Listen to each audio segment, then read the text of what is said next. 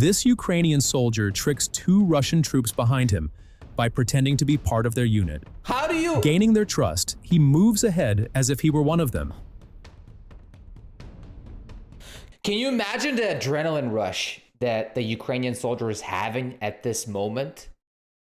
Like, they could reveal him at any moment.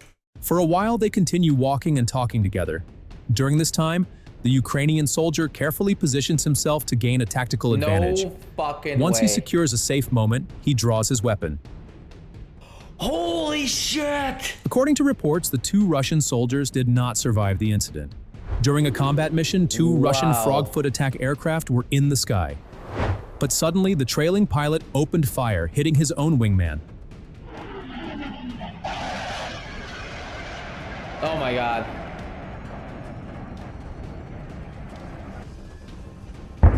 That's a nice little fire. All he could do was watch helplessly from his parachute as the aircraft exploded. Wow. Now that's a roller coaster right there for you guys.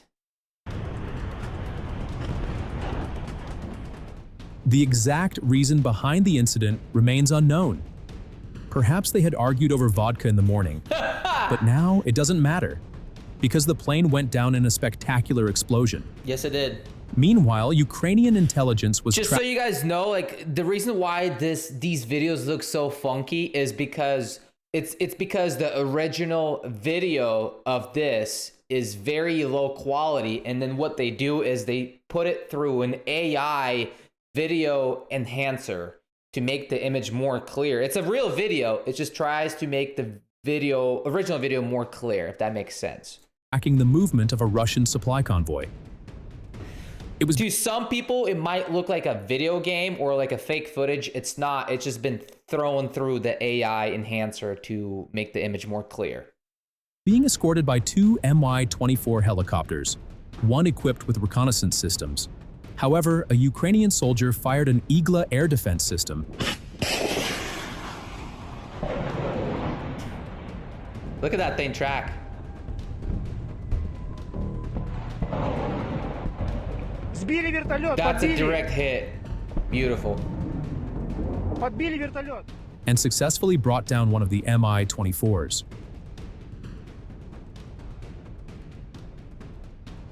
Shortly afterward, a Ukrainian MiG-29 fighter jet entered the battlefield. This is the type The of pilot footage. targeted Russian ammunition depots and launched 2 precision missiles. As the footage clearly shows, the strikes hit their targets. It's a little loud. From different angles, massive explosions could be seen lighting up the area. I think Another people- missile soon followed, destroying a Russian command center.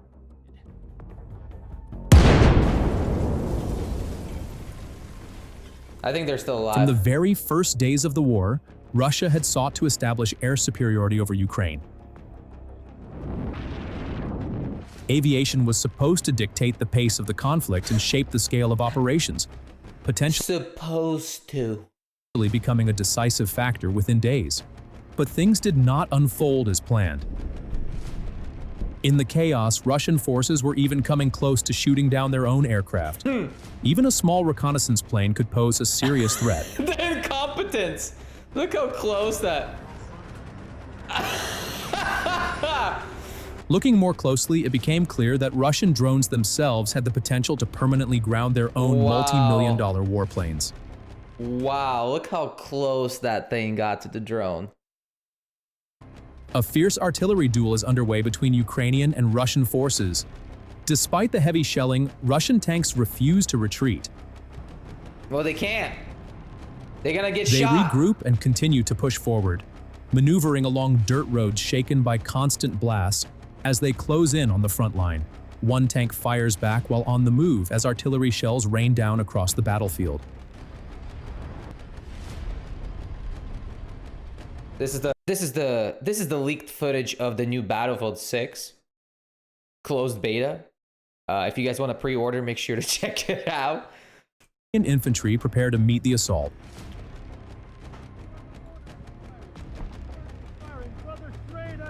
As the tanks advance, the distance shrinks. Yeah, we've seen this one before. Suddenly, one is hit directly by a shell,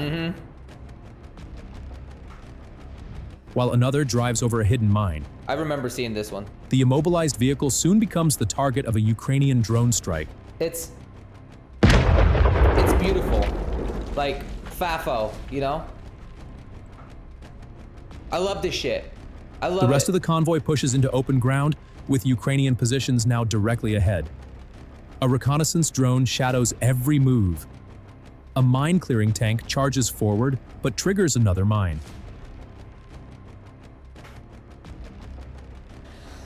Kablam! In recent months, Ukraine has increasingly relied on strategic strikes that target critical infrastructure deep within Russian territory. Oil refineries. Rather than focusing solely on frontline engagements, these operations aim to disrupt the systems that sustain Russia's military machine. Oil Key refineries. targets have included power substations, energy hubs, pipelines, refineries, and railway networks. That's right. By attacking these nodes, Ukraine seeks These are the best types of sanctions from Ukraine. First-hand, physical, that actually work. These are the best sanctions against the invader, Russia. Simple, just get those cheap drones. Well, the longer range drones are more expensive. Get those drones in there, hit all their oil refineries, stations, you know, just break the leg of a bear. It can't move on. I think Ukraine's doing very smart move there. Just keep doing that. to slow down the movement of troops, hinder supply chains, and create vulnerabilities that affect both military operations and civilian life. The rationale behind such attacks is clear. Modern warfare is not only determined on the battlefield. No. Logistics, energy supply, and transportation networks form the backbone of a country's military capacity. By striking these essential systems, Ukraine forces Russia to confront problems that go beyond direct combat. Power outages and fuel shortages disrupt the smooth functioning of supply routes, cause delays in troop movements, and create challenges for maintaining operational readiness. And I don't know why Ukraine didn't do this as much back before. I don't know if they didn't have the technologies or the equipment. They should have done this way earlier. Maybe they didn't have the green light because they're using a lot of Western weapons and the Western suppliers didn't let them strike deep into Russia until now. I think that might play some role in that. Railway delays, for example, can prevent timely reinforcement or resupply, giving Ukrainian forces an advantage without engaging in direct confrontation. Precision drones and long-range unmanned aerial vehicles, UAVs, have become crucial tools for these operations. Their ability to bypass radar and reach deep into enemy territory allows Ukrainian forces to strike targets that were previously considered secure. Unlike conventional attacks, these strikes minimize the risk to Ukrainian personnel while maximizing strategic impact. Even a single successful operation can have cascading effects, interrupting electricity distribution, halting fuel production, and creating logistical chaos across wide areas. The effects of these attacks extend beyond the military sphere. Economically, they can disrupt production, raise prices, and create scarcity in certain regions. Psychologically, they remind the population that the conflict is not limited to distant battlefields. That's right. Energy disruptions and transportation failures. That's important because in Russia, they are having so much, like, I've seen so many videos in Russia where people are waiting in the line to get certain type of gasoline. It's like the high grade level gasoline. It's empty. Like it's either empty and there's miles of cars lined up to get gas, or it's super expensive where it's like almost the same price as here in the United States, but obviously the wages are different, right? You can't compare Russian average wage to an American wage. So imagine this. Imagine a Russian wage. I don't know what it is. It's probably like $1,000 a month average or less. It might be actually less. And then imagine gasoline's going to cost you $3.50 a gallon or $4.50 a gallon, whatever it is, depending where you are. You're not going to have enough money for anything else, right? So I just looked it up. The average Russian monthly wage is about $980. So I was right, $1,000. So you can't have $3.50 a gallon gas in a country where your average wage is $1,000. It's just like not going to work. Can create uncertainty and tension within civilian communities, signaling that the war is capable of affecting daily life far from the front lines. Look at this. This dual impact, military and civilian, makes such strikes a powerful component of Ukraine's broader strategy. Repeated and coordinated attacks also serve to weaken Russia's long-term ability to sustain military operations. By forcing the enemy to divert resources to repair infrastructure and maintain supply lines, Ukraine gradually increases the cost of conflict for Russia. These operations demonstrate that strategic advantage is not determined solely by troop numbers or battlefield control. Careful planning, intelligence gathering, and precision strikes can deliver disproportionate results. In essence, Ukraine's deep strikes reflect a broader understanding of modern conflict. That. They show that success is achieved not only by defeating the enemy on the front lines, but also by undermining the support systems that allow military forces to function effectively. By targeting energy networks, transport systems, and logistical hubs, Ukraine can create conditions that slow down the enemy, weaken morale, and introduce uncertainty. These operations highlight the evolving nature of warfare, where a smaller, well-prepared force can leverage intelligence, technology, and strategy to achieve effects far greater than conventional assaults alone. Ultimately, this approach allows Ukraine to fight efficiently, reduce direct exposure to risk, and achieve meaningful results that resonate both militarily and psychologically. Strategic strikes have become a defining element of Ukraine's response to Russian aggression, showing how careful planning and precise execution can impact the broader course of the conflict. Ukrainian forces have maintained high cohesion and motivation, driven by a clear understanding of the strategic objective, the liberation of their territory. In contrast, intercepted communications and drone footage show Russian troops hesitating, arguing over orders, and occasionally abandoning positions after limited contact. This growing psychological advantage is amplified by the constant tempo of Ukrainian strikes and the visible destruction of high-value Russian assets. Another dimension of Ukraine's approach involves the gradual establishment of layered air defense systems. Russian aircraft attempting to launch glide bombs or unguided rockets are increasingly forced to operate at low altitudes and at the extreme limits of their range. That creates opportunities for Ukrainian air defense units, who have already downed several Su-25s, Su-34s, and attack helicopters over the past month. Each loss further limits Russia's ability to provide close air support to ground troops. With Russian supply depots dwindling and reinforcement transfers delayed by Ukrainian sabotage missions, some sectors of the front are now critically under-resourced. Ukrainian forces take advantage of these gaps by launching surprise local assaults backed by mobile artillery and drone swarms. Even small gains in these circumstances are significant. They create staging areas for future operations and force Russia to pull units from relatively quiet sectors to reinforce threatened areas. The coming weeks are expected to bring further intensification of Ukrainian activity. Additional long-range systems are being deployed to engage critical infrastructure in Crimea and along the occupied southern coastline. Ukrainian engineers have already improved many of the frontline supply roads, allowing faster transportation of ammunition, armored vehicles, and medical support. Continuous rotation of assault groups ensures that combat fatigue does not diminish operational effectiveness. Meanwhile, Western-supplied air defense missiles and counter-battery systems are being integrated into Ukrainian plans, providing additional protection and offensive options. New drone types with longer range and higher payload capacity give Ukraine the ability to strike enemy positions previously considered out of reach. In short, the Ukrainian strategy is not based on a single decisive push, but on steady, methodical attrition, combining pressure on logistics, targeted strikes against command structures, rapid local offensives, and constant aerial surveillance. Day by day, position by position, Russian troops are being pushed into a defensive posture for which neither their supply lines nor their morale are adequately prepared. Should this tempo be maintained, it is highly likely that additional strategic sectors will fall under Ukrainian control, opening the way for broader operational breakthroughs. The systematic destruction of artillery, disruption of rear area logistics, and successful counter-air operations have already begun to shift the momentum. What we are witnessing is not just a series of isolated engagements, but the gradual collapse of the enemy's capability to coordinate, supply, and sustain its frontline units.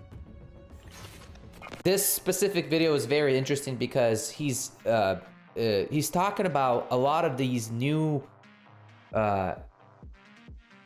strategies that Ukraine is doing, right? Like bombing the shit out of the factories and oil refineries deep inside of Russia that is actually doing a lot of damage to the Russian economy and to the Russian military within.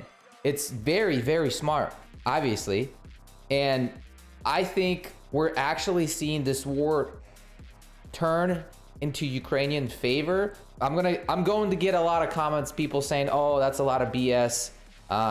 You know, Russia or Ukraine isn't winning and Russia is advancing." It's nonsense. I think it's nonsense. I think Western partners are giving Ukraine so much AI weaponry equipment now. Europe is pumping so much money into Ukraine. And I think Russia knows that they actually, what happened with Russia is, I think Russia's biggest mistake was to invade Ukraine, and they didn't realize that this might be the end of their Putin's regime in Russia. Like this made the whole domino effect for Russia. Like eventually it's gonna end really, really bad for Putin and his little regime buddy pals in Moscow. That's why you see a lot of these videos. That's why Russia is turning to China, because they need China's help so much. And Chinese do help Russia a lot in the war against Ukraine, because they are turning to North Korea for soldiers and weapons. Are you shitting me? This is supposed to be the second strongest military in the world behind United States, and now they're turning to North Korea, where most North Koreans are literally isolated and they're thrown in jail and they're malnourished, and it's a poor country. They're turning to that country. That it just does not make sense in my head at all. That means they're not doing that great, and I think that regime is slowly crumbling, very slowly, but it is crumbling. And the morale of the Russian soldiers is diminishing so fast. It's unbelievable. I think the end of times for Russian government that it has right now.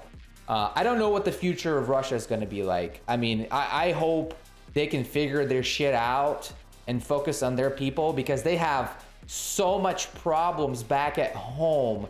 You wouldn't even imagine, like, if you're an American or Western European, you guys don't even understand how poorly these people live in that country, how brainwashed they are.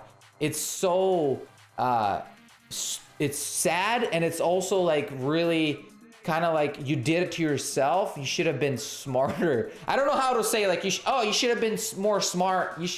You should have been more intelligent. Like, these people were like just taking advantage. I don't have enough words, okay? I can't even explain it to you, you guys. I'm telling you, within the next year or two, we're gonna see Russia either collapsing, or it's gonna turn so close to China that is, I don't know, like we're gonna see something weird pretty soon. I ain't gonna lie to you. Let me know in the comment section what you think is going to happen. And maybe I've missed something. I always do. Let me know down below. Like the video. Make sure you share it with your friends and family and just everybody you know. This is the truth right here.